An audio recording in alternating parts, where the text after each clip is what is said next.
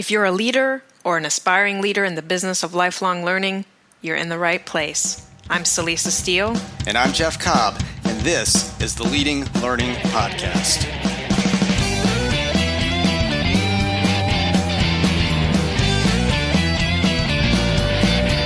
Welcome to episode 247 of the Leading Learning Podcast, in which we talk with Micène Fontaine, Executive Director at Design Arts Seminars. This conversation is the latest installment in our series of interviews with CEOs and organizational leaders. Celisa, what do you and Micène talk about? Well, we talk about what has and hasn't changed in the decades he's been at Design Arts Seminars. We talk about learning experience design and how he came to LXD through a professional midlife crisis. We talk about the origin and purpose of their Change by Design initiative, which aligns their educational offerings to match with the United Nations Sustainable Development Goals, which is a really cool project. And we touch on the major opportunities and threats for design arts seminars and learning businesses in general, and why he sees the influx of competitors not only as a threat, but also as an opportunity to get clearer about what you do and whom you do it for. We also talk about what it takes to lead learning, and he mentions asking better questions and being a better listener among the skills and knowledge leaders need. Micène is just really generous and genuinely excited by and about learning, and I think his generosity and excitement comes across in our conversation. Well, I love it that it took a professional midlife crisis to bring him to learning experience design.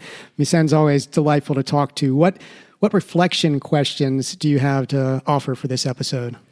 At a couple points in our conversation, the idea of moving from transaction to transformation comes up.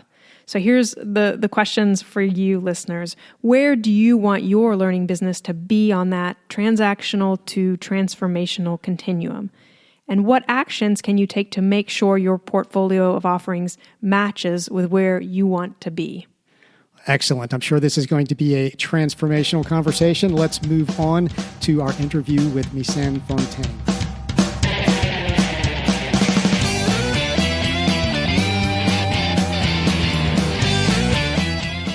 Hello and welcome to the Leading Learning Podcast. I'm Celisa Steele, and today I'm joined by Micène Fontaine.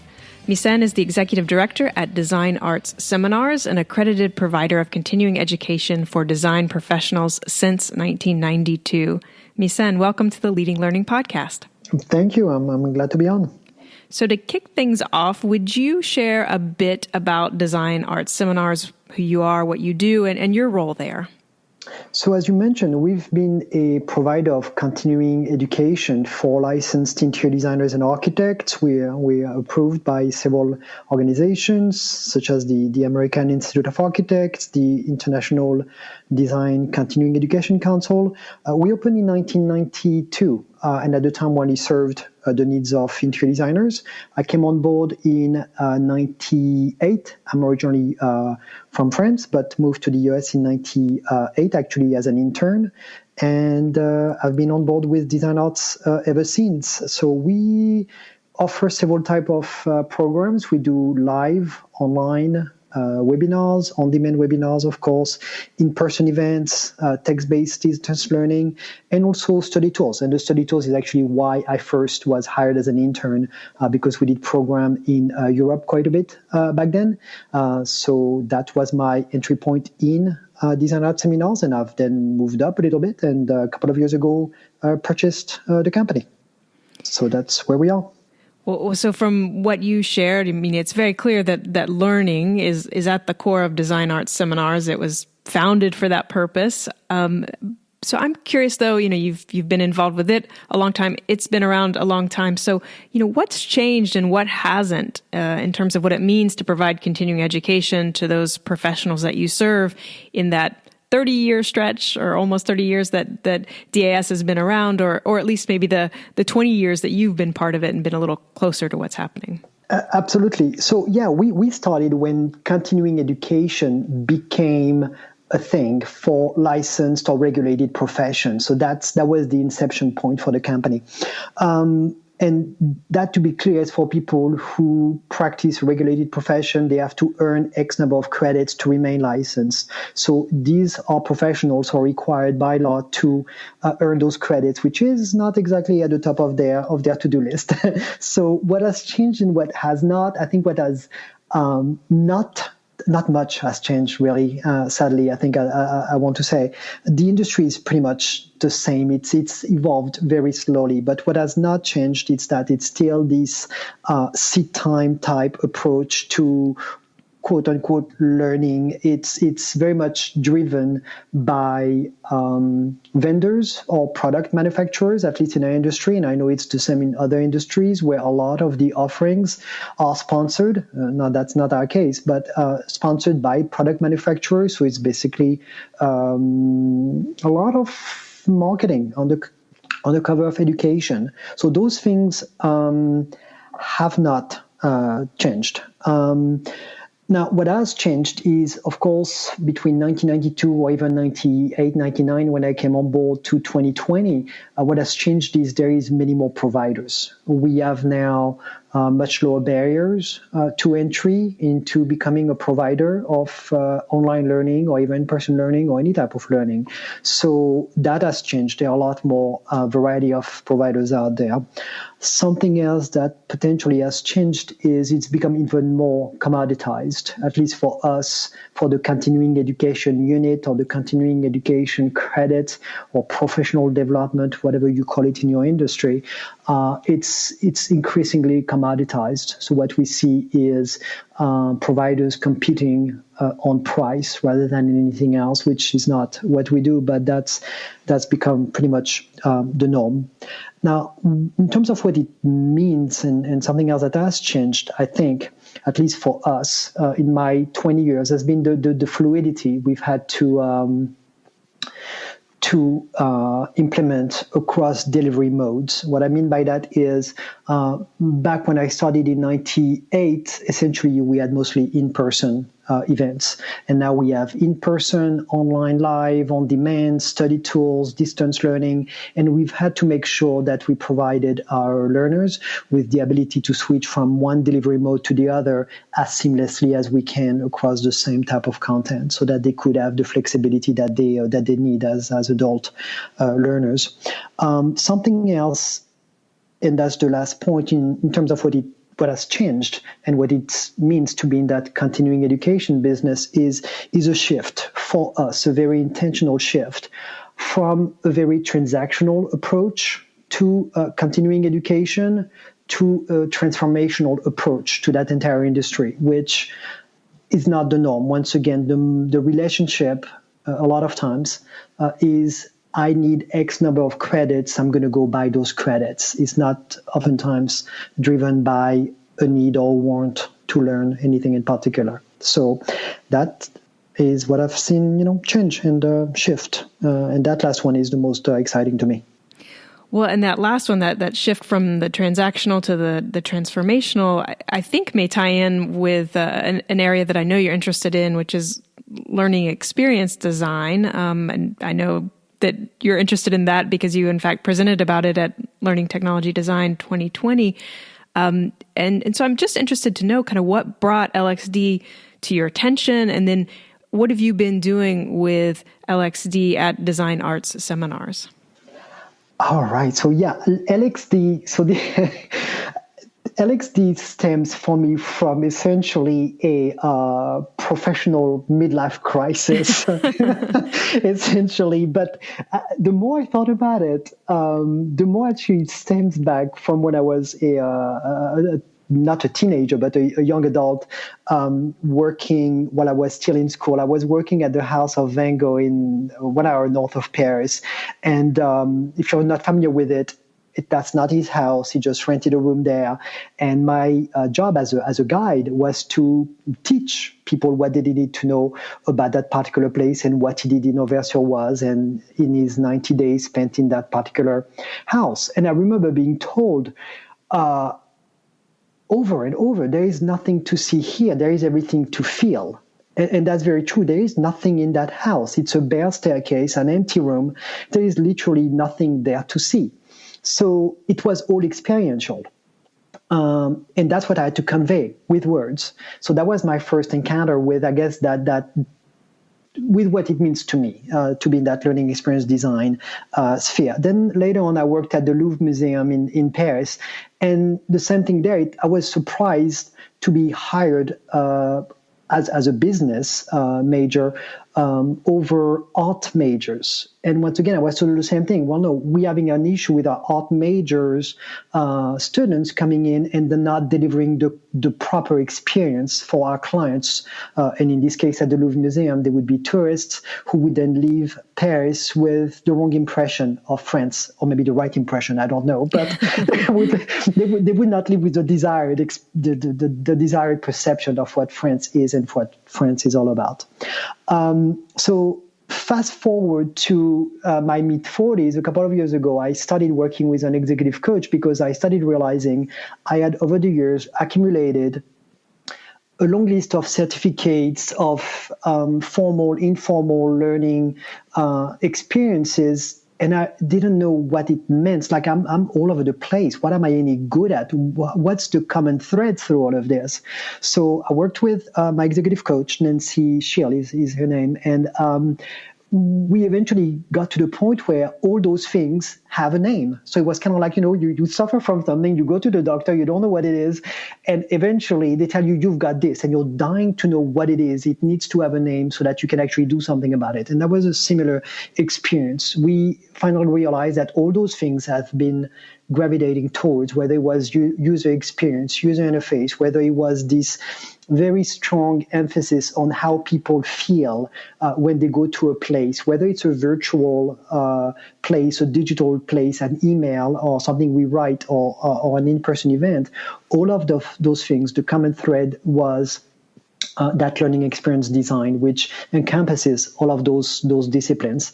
And it's something that we at Design Arts had been doing all along. I think because it was so ingrained in me and ingrained in our founder, Manuel Pons, was very big on the experience and how we should show up in every aspect of what we do, that it felt like a natural fit. So I never thought of it as a discipline. And I think a few weeks ago, I heard a recording of an episode of the Leading Learning podcast with Jeff talking to another guest. And I believe Jeff said something along the lines of learning experience design is something we should have done all along. And I agree with that. It's not a new thing. It's not that it's particularly revolutionary, but it's something I don't see done well very often. So to us at Design Art, it has become a differentiator, and it has become something that now I have a name for, and I can communicate with on people I work with, and make sure it's part of everything we do. Well, I love that idea of learning experience design as a diagnosis. You've been diagnosed. Yes, and I was so glad when that came up. I was like, finally, it's got a name. It's like I thought I was addicted to taking courses on the random stuff, and then turns out no, there is a thread. I am not entirely insane. So that was good. Yeah.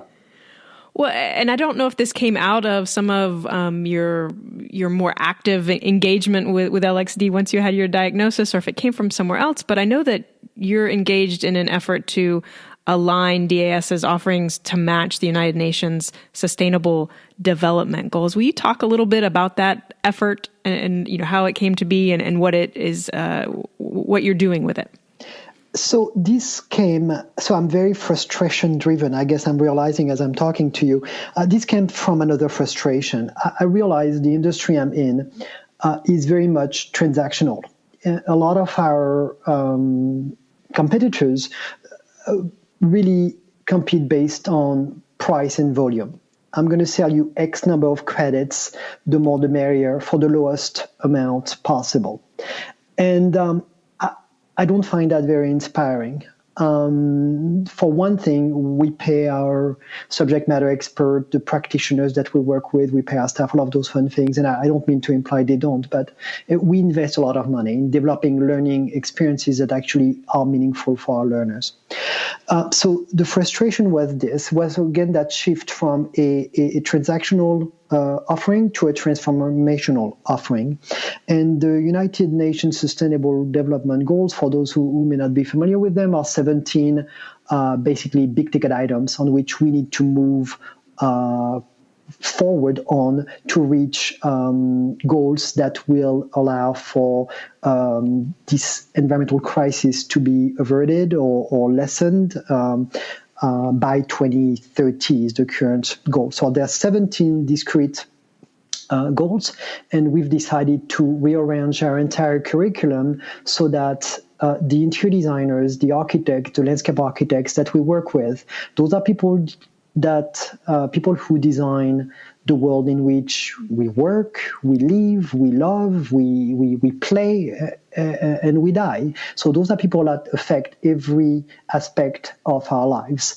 And it's also an industry that is in large part responsible for a lot of the carbon emissions and all of that negative stuff we see exacerbating this environmental crisis we're in. So we were in this bit of a conundrum, and we wanted to realign things in a more positive manner and give them very specific things they can do around each of those 17 goals to actually affect change, to be catalysts of change, to be change makers, to be change ambassadors, to have better conversations, because we realized there was a lot of misinformation and not very productive conversations happening out there, and a lot of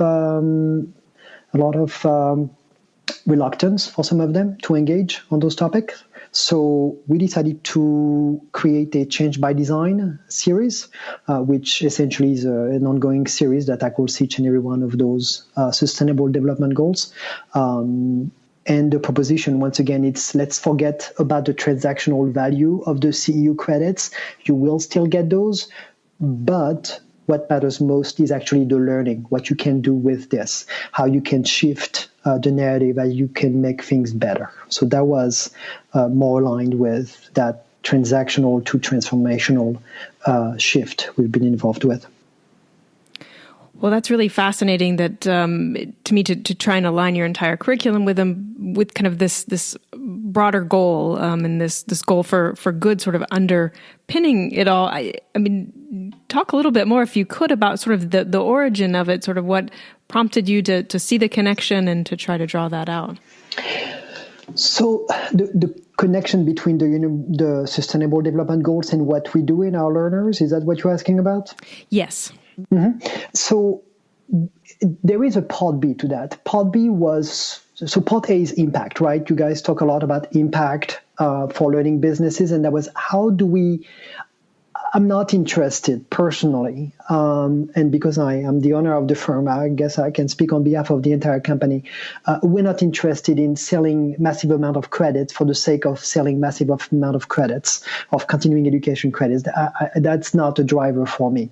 But seeing change happen in the world and making the world a better place so that the next generations can actually thrive in it. That's exciting to me. So that was part A, the impact we have. Part B was not branding per se, but it was reaching the right audience. So we did a lot of work a couple of years ago where we went back to who is it we're trying to actually, whose needs do we serve? Who are we here to support? And we realized that until a couple of years ago, essentially anyone who was a licensed interior designer or architect, we felt was part of someone we could help. And that was really oversimplification, and it was wrong. In that that's not exactly what our topics indicated. We realized when we looked at the list of offerings, which was very varied, there was a common theme. Our themes were bigger ticket items. They were bigger ticket items in that they talked about the bigger pictures. They talked about connecting the dots. They were more around creating insights. So let me give you an example. A lot of all those very transactional CEUs offered by the product manufacturers solve very technical problems. So you might go to a class and all of a sudden you hear everything you never wanted to know about waterproofing. And once you've heard all of that, all of a sudden you realize you have a waterproofing problem. And guess what? The class is sponsored by a waterproofing company. So those are very, yes, you could have that problem. Certainly it's a thing. It's not, there is value in that, but that's never been what we do. A lot of the classes we do address larger topics, larger societal issues, and then we were trying to find a thread that would create an overlap between aligning our curriculum and really waving a flag that when interior designers and architects who are interested in being change makers, who are interested in being change ambassadors, could say, yes, those are my people, this is my tribe, this is who I belong with, not the free transactional waterproofing membrane CEU thing, which nothing wrong with. But for us, it was a call out, a call to action, and really a flag we could wave to say, if that's the path you're on as a designer, as an architect, you want to make a world a better place, and you're interested in connecting dots, societal dots, rather than collecting CEUs, then we're your people. If you want the other one, that's great, no judgment, but we're probably not the best fit for you. Mm-hmm. Well, thank you for that elaboration. I think that's very helpful. And I think it leads into this next question that I wanted to ask you. And I think you've already begun to get at it, but I will go ahead and ask it directly, which is just, what do you see as the major opportunities and threats for design arts, for you specifically, but maybe also for learning businesses in general? Well, one of the threats might be what I mentioned earlier, the proliferation of providers, but that's only a threat if you don't know what path you're on and you can't wave that flag, right? I mean, it's a threat in that there are more competition, but I actually see that as an opportunity for everyone to be forced to do better, to be forced to be clear on who it is they cater to and who it is they don't cater to. It's also an opportunity to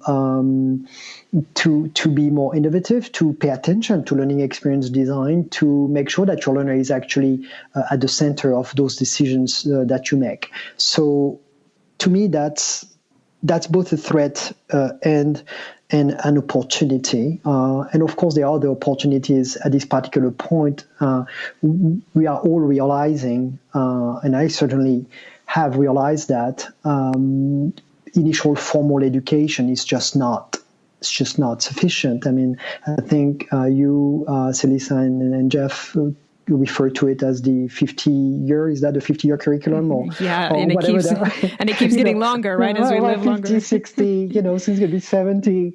And I find that exciting because I think we need to shift that mindset. And I think a lot of what we do at Design Arts is trying to shift the mindset of our subject matter experts, of our practitioners, of our learners, of ourselves, and realizing we need to be offering the right programs at the right time to solve the right problem and help them move on to the next step in their professional lives. And that's an entirely different mindset from what I'm used to. I mean, when I grew up, I was told you go to school, you get your degrees, and then that's it, you're done. You're all set. And that's just not true. So I think the opportunity is in the fact that it's not true, and everybody is having to retool, upscale, or just shift fields entirely. And I think it's a great opportunity for both the learners, for the learning businesses, and for society at large. I like that idea that with more competition, which could be a threat or a problem, there's this opportunity to help you, encourage you, maybe even force you to get really clear on who it is you serve, how you serve them, and really be much more targeted in what you're doing. Yeah, and let me add something on that one. I think the increased competition is also forcing us as learning businesses to stop looking at what other businesses are doing. Yes, we should go and find out what, we should do our due diligence and find out what else is going on in our industry. But at some point, let's stop trying to emulate what those other people are doing, that other company is doing. Let's cultivate who we are as corporate citizens, as entities, and let's be us before we try to go and try to be carbon copies of other organizations, because it seems like it's working for them. It might be working for them, may not be working for you. So I think the fact that there's so many providers out there, it's impossible to go figure out what everybody else is doing, and it's really forcing us to try to be to stand out, to do something different, not for the sake of being different, but for the sake of being ourselves. Yeah, that puts me in mind too. Then of the idea of blue ocean strategy, this idea of not being too tightly tied to that red ocean where there's the bloody competition, but really picking up and thinking more broadly, and kind of where can you sail where you're the only one in those waters. So that's wonderful. Mm-hmm. Right on. Yeah, that's it. So we talked a little bit about kind of threats with that one, so maybe more positive spin here.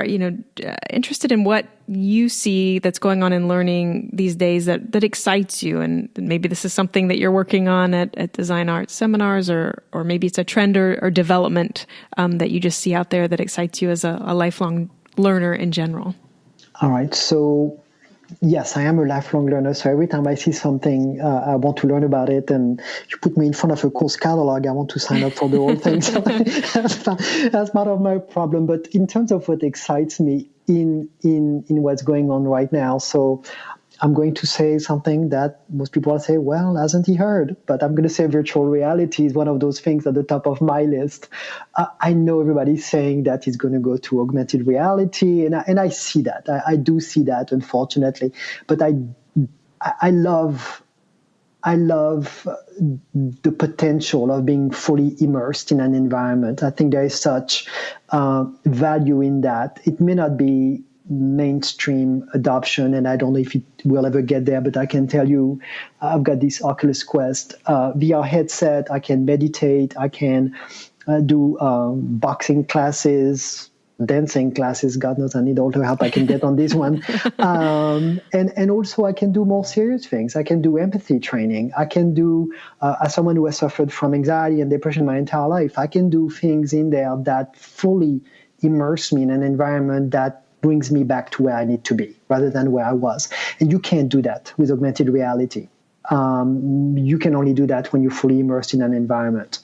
And you can do that in an actual environment, but it's harder to do on the go. So love the virtual reality potential, but more pragmatically, potentially, other things that get me very excited are the digital badges. So I know we've heard about this for 4 years, and I'm sad to say we haven't yet managed a way to make it work. I haven't yet found a solution, but that's something I haven't given up on. And actually part of that Change by Design series, I'm hoping we can finally have a digital badge that's actually a digital badge, not just a picture we give people to post on their own LinkedIn profile, an actual digital badge where they can show their clients that they are committed to change, to being change ambassadors, to being change makers. So I think if we could get that, if we could get that to work in a way where it's within reach of every organization of every size and it's easy to implement. I've tried as a learner. I've purposely enrolled in a program where they issue digital badges. I'm yet to find out how I'm supposed to put the thing on my LinkedIn profile. So, and I'm pretty tech savvy. So that was problematic for me, but digital badging, nonetheless, I see a lot of opportunities there. Blockchain, to me, I think there is a lot of potential because I do believe we need to give learners back ownership over their learning. And I'm not seeing that happen. I'm still seeing what has happened even with us. What learning you do with us stays with us, meaning you can't go transfer that to another provider of continuing education if you decide that we no longer are a fit for you. That record stays with us and we'll gladly share it with you, but we should not be the custodian of that.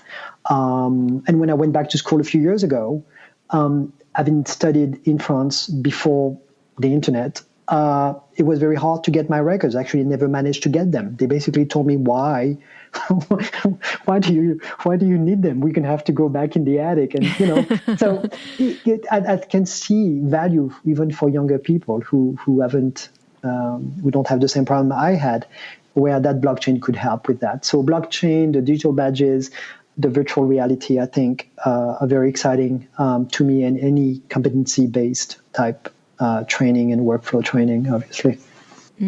Well, great. And so this is the Leading Learning Podcast, so I can't help but ask a perhaps obvious question, but one that I think is no less important, even if it is obvious, and that is, what do you think it takes to lead learning? What skills or knowledge or abilities or luck do you see as critical to leading learning in today's world? I think, at least in my experience, it's been developing the skill to ask better questions of the people we work with and the people we serve. That's actually a very difficult skill, at least in my experience. Ask better questions, be better listeners. So I think that those are very valuable. Leading by example, being willing to fail, being willing to be humble, or being transparent, at least, if nothing else. I think for a lot of leaders, there is an expectation that we should have all the answers. And I think it creates this cycle, which I'm trying to break. Even we have a very small team, it's just 4 of us. But I don't want people I work with to come to me for each and every answer. That's not the way I see my job. I see my job as putting us on the path to where we want to go, communicating that vision, making sure everybody is on board, adjusting accordingly, taking in a lot of ideas and advice, and listening to what's being shared. But after that, letting people do what they do best, what I've hired them to do, letting them do that, be there to guide and advise if asked. But once again, just be there more to support the work they do, not be the top-down type approach where I tell them what to do, they go do it, and come back to me for the next step. That to me is not very inspiring. So I think it's about modeling expectations, asking questions, better questions, and something I'm working on, which is talk less and listen more. I'm really bad at this last one. So yeah. Well, hearing your answer there, it reminds me of the whole sort of shift from transactional to transformational. It sounds like even in terms of how you lead, trying to move away from anything that can feel transactional, someone coming to you to say, how should I do this? And then you answer, and becoming more of that transformational end where everyone, once you've sort of set the direction, everyone really does have what they need then to take appropriate action, and doesn't need to come for the little tiny transactions, and the conversations and the questions then can get much bigger and much more significant in what's being discussed. Absolutely. And as it relates to adults and adult learning, we all know this, autonomy, mastery, all those things, purpose, all those things are baked into how adults learn. And it's something I've been trying to instill in that's also how we work, right?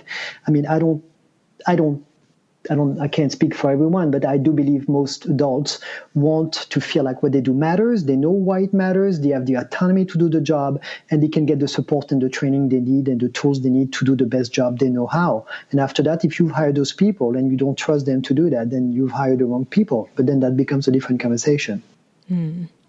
So we'll start to wind down, and I'm going to ask you the next to last question, which is one that we ask everyone who comes on, and it focuses on your own personal learning. And the question is, what's one of the most powerful learning experiences you've been involved in as an adult since finishing your formal education? So I've been very lucky. There are a lot of them, but the most recent one, as I mentioned earlier, I'm a big fan of virtual reality, so I'm going to go back to that again. When you first put that Oculus Quest headset on, you'll walk through that training on how to operate in virtual reality. And I don't know if you've gone through this, but it's very intuitive. It's amazing how quickly the brain adapts to grabbing objects, to throwing objects in virtual environment, to manipulating things. It's guided, but very gently. You get the level of support you need, but only if you need it. They let you struggle with it long enough that you don't get frustrated. But if you get frustrated, then an additional prompt comes in to guide you on how to do that. So to me, that was one of the most intuitive, elegant, simple, playful, whimsical way of introducing my brain to an entirely new dimension and new way of doing things. And I must say, as a test, we put my mother and father-in-law in the headset. They are 84 and 85. And they had a similar experience in terms of quickly adapting. So I think to me that was a very that's how learning should happen, right? You're left to struggle a little bit, but you get the right support at the right time, and it should be the struggle should be enjoyable, if that makes sense. So yeah, I would go with that one, but there are many others. Yeah, no, that's great. No, and unfortunately, I have not yet had a chance to spend much time with an Oculus, but yes, it sounds fascinating, and I think exactly your commentary on it makes so much sense. It's this idea of scaffolding it, but also letting people learn through experiential means, right? That you get to try it first, and then only if you need the support, then you get it. So that makes a wonderful example there. And so final question is just if listeners want to learn more about Design Arts seminars or connect with you, where should they go? Well, my father decided to be very creative with my first name, so I am yet to come across someone else with the same name. So if you put my first name and last name in Google or LinkedIn, you'll find me. It's Micene, last name Fontaine, Fontaine. So if you put Micène Fontaine in LinkedIn or Google, for good or bad, whatever pops up is probably about me. So you'll find me there, and I'm happy to connect on LinkedIn and answer any questions or connect with anyone who might be interested in discussing any of what we talked about any further. Well, thanks so much for your time today, Micène. I really enjoyed the conversation. It was my pleasure, Celissa. I love the podcast. It was a great honor to be on. That concludes the interview with Micène Fontaine. To get show notes, go to leadinglearning.com/episode 247. And the show notes will include the reflection questions. Where do you want your learning business to be on the transactional to transformational continuum? What actions can you take to make sure your portfolio of offerings matches where you want to be? When you check out the show notes, you'll see various options for subscribing to the podcast. And if you're getting value out of what you hear, Jeff and I would be grateful if you would subscribe, as it helps us to get some data on the impact of what we're doing. And we'd be grateful if you take just a minute to give us a rating on Apple Podcast. Just go to leadinglearning.com/Apple. That'll put you in the right place. And Celissa and I personally appreciate your rating and review, but more importantly, those reviews and ratings help the podcast show up when people search for content on leading a learning business. Please follow us on social media and spread the word about Leading Learning. You can find us on Twitter by going to leadinglearning.com/Twitter, on Facebook at leadinglearning.com/Facebook, and on LinkedIn at leadinglearning.com/LinkedIn. We also encourage you to use the hashtag Leading Learning on each of those channels. Please help spread the word about Leading Learning. Thanks again, and we'll see you next time on the Leading Learning Podcast.